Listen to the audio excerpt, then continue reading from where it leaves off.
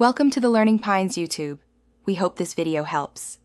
In this video, I will explain how to make fire resistant in Minecraft.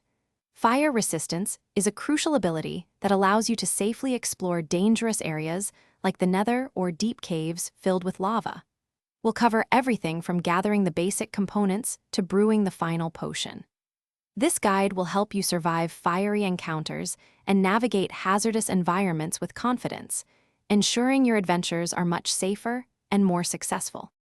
To begin your fire resistance journey, you'll need a few key items.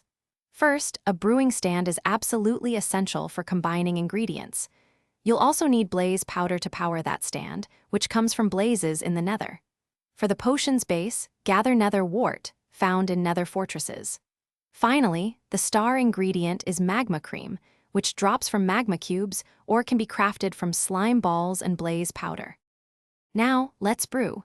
Start by placing 3 water bottles into the bottom 3 slots of your brewing stand. Then, put 1 Nether wart into the top ingredient slot. This will convert your water bottles into 3 awkward potions, which are the foundation for many advanced potions.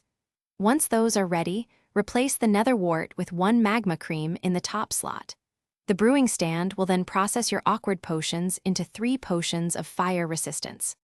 Your newly brewed potion of fire resistance will last for 3 minutes, offering a good amount of protection.